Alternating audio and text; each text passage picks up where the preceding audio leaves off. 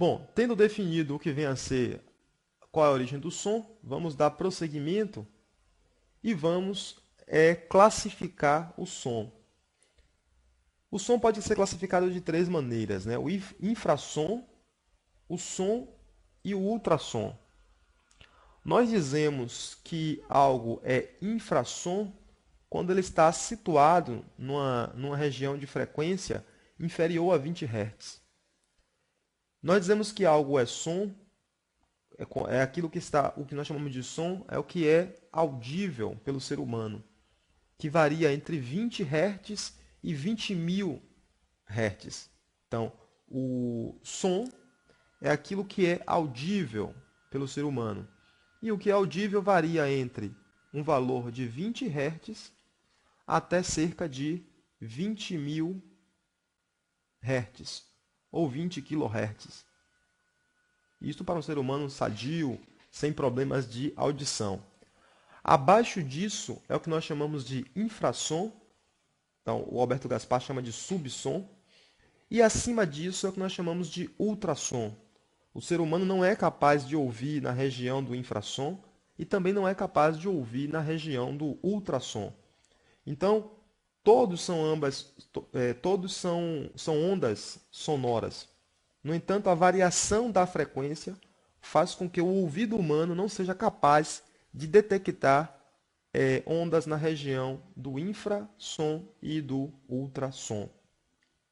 Aqui vamos colocar ondas sonoras de terremotos, geralmente elas estão na faixa do infrassom. Teve um vídeo interessante circulando na internet de um cachorro que antes do terremoto acontecer ele saiu correndo. Então os cachorros geralmente eles conseguem ouvir numa frequência menor do que o que o ser humano escuta. Adestradores utilizam um apito especial que só o cachorro ouve. Nós, seres humanos, não somos capazes de ouvir. Camundongo consegue ouvir na região entre o infrassom, entre o som e o ultrassom. O pombo tem um espectro de audição maior.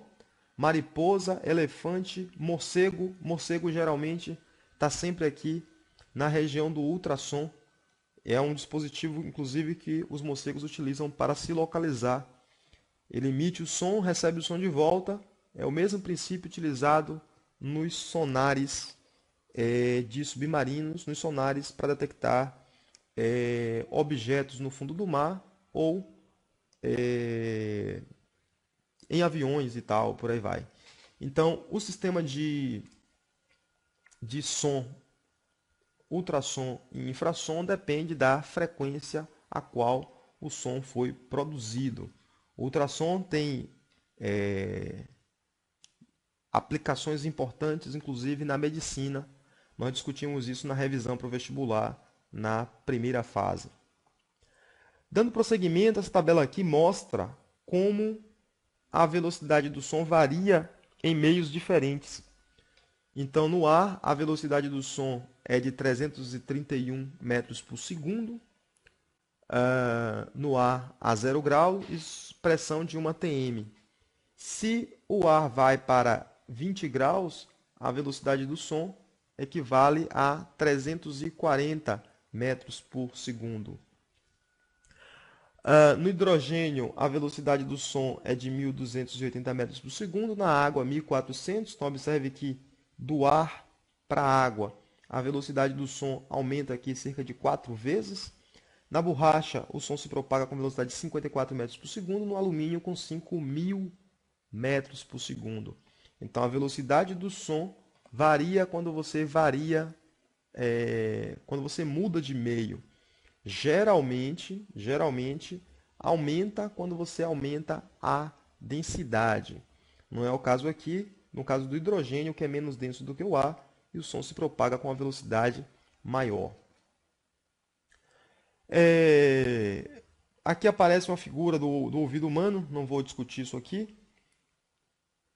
E aqui aparece uma outra figura que é representando o nível de intensidade do que o ser humano é capaz de ouvir, aquilo que causa dor, aquilo que é confortável. Então aqui mostra uma relação entre nível de intensidade intensidade e a frequência da onda. Então, observe que o ser humano ele é capaz de ouvir entre o 20 e o 20.000 Hz, que é o limiar da audição. Mas, além de ter a frequência, é necessário ter também um certo nível de intensidade para que o ser humano escute. Ou seja, se você emite um som com frequência de 20 Hz, mas ele tem uma intensidade muito baixa, não é possível ouvir. Então, o ser humano só vai conseguir escutar quando o nível de intensidade passar de cerca de 100 decibéis para a frequência de 20 Hz. No entanto, se você tiver uma frequência da ordem de 2.000 Hz, então basta um nível de intensidade bem pequeno, né, da ordem de 20, não, vamos fazer 200. 200 é a frequência emitida. Então, as frequências sonoras de cordas de instrumentos musicais, por exemplo. Com um nível de intensidade de 20 decibéis já é suficiente para você ouvir. Então, nesta figura daqui, ele acaba representando o nível de intensidade com a frequência, mostrando aquilo que seria a área do som, a região da fala, que está situada entre as frequências de 200 e 10.000 Hz, a região da música e o limiar da dor. Então, se você tem vizinho que gosta de botar som no carro e alterar demais o volume, parecendo que é um trio elétrico, quando passa muito de cerca de 120 a 130 decibéis, isso aí já provoca dor no ouvido humano.